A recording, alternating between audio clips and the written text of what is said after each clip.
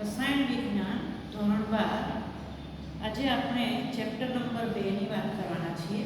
Chapter number 2 વિદ્યુત રસાયણમાં તમે જાણો છો કે વિદ્યુત રસાયણમાંથી આપણને 6 માર્ક્સના એમસીક્યુ અને 6 માર્ક્સનો જે છે એ આપણે પાર્ટ બી માં પૂછાય છે. હવે પાર્ટ બી માં જે 6 માર્ક્સ છે એ કેવા પૂછાય પ્રશ્નો એની આપણે આજે વાત કરીશું. તો કાં તો આપણને 2 માર્ક્સનો જે છે એક પ્રશ્ન પૂછાય અને 4 માર્ક્સનો લોંગ ક્વેશ્ચન પૂછાય. તો 4 માર્ક્સના પ્રશ્નમાં આપણને જે છે એ કોષ પોટેન્શિયલ શોધવાનું પૂછે, અથવા તો ફેરાડેના નિયમો પૂછે, અથવા તો કોઈ આપણને જે છે એ કોઈ કોષ પૂછે, સૂકો કોષ છે, ગેલ્વેનિક કોષ છે, આ રીતના આપણને પ્રશ્ન પૂછાય છે. તો આપણને એ પ્રશ્નોના જવાબ કેવી રીતે આપવા અને કેવી રીતના આપણને એના માર્ક્સ મળે એની આપણે થોડીક વાત કરીએ. તો સૌથી પ્રથમ જે છે એ આપણને આ ચેપ્ટરમાંથી દાખલા અવશ્ય પૂછાય છે. તો દાખલા કયા કયા પ્રકારના પૂછાય એની વાત કરીએ. તો દાખલા આપણને કોષ પોટેન્શિયલ શોધવાનું પૂછે. તો કોષ પોટેન્શિયલ શોધવા માટે આપણે જે છે એ કોષ પોટેન્શિયલ એને કહેવાય ઈ સેલ. ઈ સેલ શોધવા માટે આપણને જે રકમ આપી હોય એમાં આપણે જોવાનું છે કે આપણે કયું સૂત્ર વાપરવું પડશે. તો એના માટે આપણને ક્ષાર સેતુ જે કંઈ પણ કોષ આપ્યો છે એમાં ક્ષાર સેતુ બે આડી લાઈન જે છે તમે જાણો છો તે ક્ષાર સેતુ છે. અને આ બાજુ જે લખ્યું છે એને આપણે એનોડ કહીએ છીએ અને અહીંયા આપણે કેથોડ આપેલો હોય. હવે એનોડ અને કેથોડ બંનેના દ્રાવણની સાંદ્રતા જે છે એ ક્ષાર સેતુને અડકીને લખેલી હોય. એ જો 1 મોલર હોય તો એનો અર્થ એમ થાય કે આ કોષ પ્રમાણિક કોષ છે. અને આ પ્રમાણિક કોષ હોય એના કોષ પોટેન્શિયલ શોધવા માટેનું સૂત્ર આપણે ઈ સેલ જે છે એને આપણે 0 ઉપર લખીએ એટલે પ્રમાણિક કોષ છે. અને એના માટેનું સૂત્ર આપણે લખીએ તો ઈ cathode E0 cathode minus E0 anode. અને આમાં આપણે રિડક્શન પોટેન્શિયલ લઈએ છીએ. બરાબર? તો આ બંનેમાં રિડક્શન પોટેન્શિયલ લીધા એટલે આપણે કેથોડ માઇનસ એનોડ લેવાનું. અને આ સૂત્રની મદદથી આપણે આ પ્રકારના દાખલાના જવાબ આપી શકીએ. પછી તમારે એમાં જે પણ કોષ આપ્યો છે એ કોષનો પોટેન્શિયલ જે છે એ આપી દીધો છે લખવામાં. માત્ર તમારે નક્કી કરવાનું છે કે બેમાંથી જેનું મૂલ્ય ઓછું છે તે કેથોડ બનશે. કારણ કે રિડક્શન પોટેન્શિયલમાં જેનું મૂલ્ય ઓછું તે કેથોડ અને જેનું મૂલ્ય વધારે છે તે એનોડ. બરાબર? આ રીતના આપણને મૂલ્ય આપેલા છે.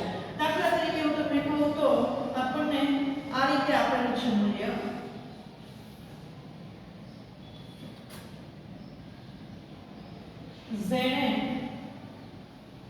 Zn2 plus 1 molar ક્ષાર સેતુ Cu2 plus 1 molar અને Cu. આ રીતે આપેલું છે. તો આમાં બંનેના પોટેન્શિયલ આપણને આપી દીધેલા હોય. આપણને પહેલો પોટેન્શિયલ જે છે E0 Zn2 plus Zn equal to minus 0.76 watt અને E0 Cu2 plus Cu equal to plus 0.34 watt. આ રીતે બે મૂલ્યો આપેલા છે. તો આ મૂલ્ય વધારે છે, તમે જાણો છો કે પોઝિટિવ છે એટલે વધારે છે. તો એ કેથોડ બની જશે અને આ એનોડ બની જશે. અને આપણે કેથોડના મૂલ્યમાંથી એનોડ બાદ કરીશું એટલે આપણે મૂલ્યનો જવાબ મળી જશે. એટલે E0 સેલ equal to આપણે plus 0.34 minus 0.76 આ મૂલ્ય મૂકીશું એટલે આપણે 1.1 વોલ્ટ એ આન્સર મળી જશે. સાવ સિમ્પલ. જ્યારે પ્રમાણિત કોષ આપ્યો છે ત્યારે આપણે કોષ પોટેન્શિયલ શોધવાનું સાવ સિમ્પલ છે. ફક્ત નક્કી એ કરવાનું છે કે બે જે પોટેન્શિયલ આપેલા છે એમાંથી કોણ કેથોડ બનશે અને કોણ એનોડ બનશે. તો જેનું મૂલ્ય વધારે હશે તે કેથોડ બનશે અને જેનું મૂલ્ય ઓછું હશે તે એનોડ બનશે. એટલે આ રીતે પ્રથમ પ્રકારના દાખલા આપણે ગણી શકીશું. પણ જો અહીંયા સાંદ્રતા 1 મોલરની બદલે કંઈક અલગ આપેલી હોય તો એ કોષ પ્રમાણિત કોષ થશે અને આવા બિન પ્રમાણિત કોષ જે છે એનો પોટેન્શિયલ જે છે એ આપણે કેવી રીતે શોધવો એની આપણે વાત કરીએ. તો આના માટે જે છે એ આપણને કોષ આ રીતે આપેલો હોય, ધારો કે Zn/Zn2 પ્લસ ઇન્ટુ બ્રેકેટ અહીંયા આપેલું છે 0.6 મોલર અને 4 Cu2 પ્લસ 0.3 મોલર અને Cu. તો હવે આ કોષ છે એ કેવો થઈ ગયો? બિન પ્રમાણિત કોષ થઈ ગયો, કારણ કે અહીંયા સાંદ્રતા 1 મોલર કરતાં જુદી છે. ને તો આવા પ્રકારના દાખલા છે એને આપણે નષ્ટ સમીકરણની મદદથી શોધવાના છે. હવે નષ્ટ સમીકરણ માટે આપણે જે છે એ સૂત્ર શું મૂકીશું? તો કે E cell equal to E0 cell minus 0.059 upon n log એનોડની સાંદ્રતા અને છેદમાં કેથોડની સાંદ્રતા. આ પ્રકારે આપણે જે છે સૂત્ર મૂકી અને જ્યાં n છે એ પ્રક્રિયામાં સંકળાયેલા ઇલેક્ટ્રોનની સંખ્યા. હવે પ્રક્રિયામાં સંકળાયેલા ઇલેક્ટ્રોનની સંખ્યા જ્યારે બંને વીજભાર સમાન હોય તો સીધું જ મૂલ્ય મૂકી દેવાનું વીજભારના અનુરૂપ. અહીંયા +2 વીજભાર બંનેમાં છે એટલે મૂલ્ય થશે 2. પણ જો ધારો કે અહીંયા +1 હોત અને અહીંયા +3 હોત તો પહેલા આપણે 3 વડે ગુણી અને આપણે મેક્સિમમ જે મૂલ્ય હોય તે આપણું n નું મૂલ્ય થશે. બરાબર? એટલે કે એક બાજુ જે છે ધારો કે અહીંયા Ag આપેલું છે, Ag +1 અને અહીંયા એલ્યુમિનિયમ આપેલું છે, એલ્યુમિનિયમ +3 થાય તો આપણે મેક્સિમમ મૂલ્ય કેટલું થયું? 3. અને તેથી n ની વેલ્યુ થશે 3. પણ જો અહીંયા 3 આપ્યા છે અને અહીંયા 2 આપેલા છે, ધારો કે Cu2+ આપેલું છે, અહીંયા એલ્યુમિનિયમ આપ્યું છે અને અહીંયા Cu2+ આપ્યું છે, તો આનું મૂલ્ય છે 3 અને આનું મૂલ્ય છે 2. તો બંનેને સરખા કરવા માટે આપણે આને 2 વડે ગુણીએ અને આને 3 વડે ગુણીએ તો મેક્સિમમ મૂલ્ય કેટલું થાય? કે 3 × 2 એટલે 6. તો n ની વેલ્યુ કેટલી થશે? 6. આ રીતે આપણે n ની વેલ્યુ પહેલા નક્કી કરવી પડશે.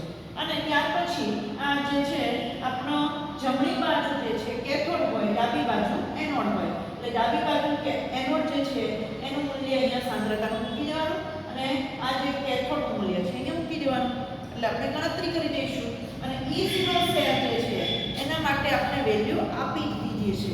કોઈ પણ દાખલો છે એમાં આપી દીધી છે અને નહીં આપી હોય તો બંનેના રિડક્શન પોટેન્શિયલ એનોડ અર્ધકોષ અને કેથોડ અર્ધકોષના રિડક્શન પોટેન્શિયલના મૂલ્ય આપેલા હોય તો એમાં આપણે ગણતરી કરી અને E0 સેલ મેળવી લેવાનું. બરાબર?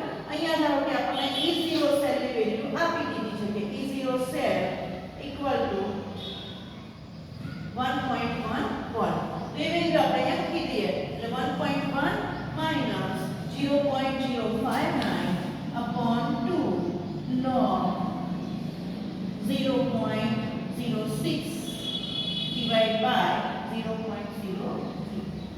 અને આપણે કેલ્ક્યુલેશન કરી દઈએ એટલે આપણે આન્સર મળી જાય. આ પ્રકારના દાખલા આપણે 3 ગુણમાં પૂછાય છે.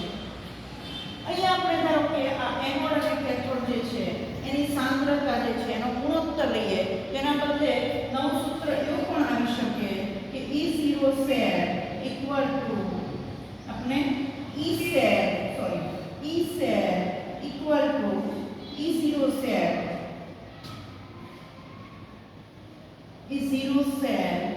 minus 0.059 upon n log Kc. એટલે કે આ જે ગુણોત્તર છે એના બરાબર આપણે સંતુલન અચળાંક Kc પણ મૂકી શકીએ. એટલે કેટલાક દાખલામાં આપણે Kc નું મૂલ્ય પણ પૂછે છે. તો આપણે જે કંઈ પણ મૂલ્ય મેળવવાનું હોય એ પ્રમાણેનું આપણે સૂત્ર મૂકી અને એમાં કિંમતો મૂકીશું એટલે આપણને જવાબ મળી જશે. એટલે આપણે 3 પ્રકારના દાખલા કયા પૂછાય છે એ આપણે સમજૂતી મેળવી.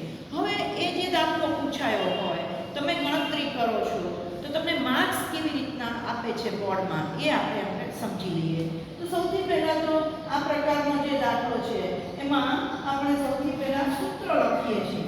તો એ સૂત્ર જે છે એનો આપણે 1 માર્ક, સૂત્ર જે છે એનો 1 ગુણ મળે.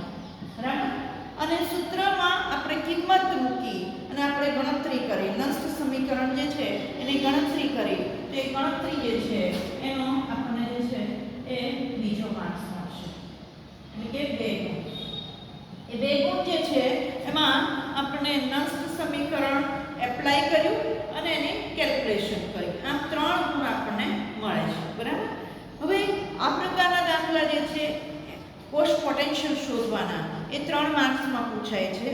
જો આપણને ફેરાડેના નિયમ આધારિત દાખલા પૂછે તો એ આપણે 4 માર્ક્સમાં પૂછે. અને એ ફેરાડે આધારિત દાખલા જે છે એમાં આપણે શું કરવાનું છે, તો સૌથી પહેલા તો આપણે કોઈ પણ કોષ આપ્યો હશે એમાંથી આપણે જે છે એ એનું દ્રવ્ય અથવા તો દળ શોધવાનું, એ પ્રકારના દાખલા પૂછાય છે. બરાબર. આ 4 માર્ક્સના દાખલા જે છે એ કેવી રીતના પૂછાય છે અને એનું માર્કિંગ કેટલું હોય છે, કેવી રીતનું હોય છે, એ આપણે નેક્સ્ટ વિડીયોમાં સમજીશું.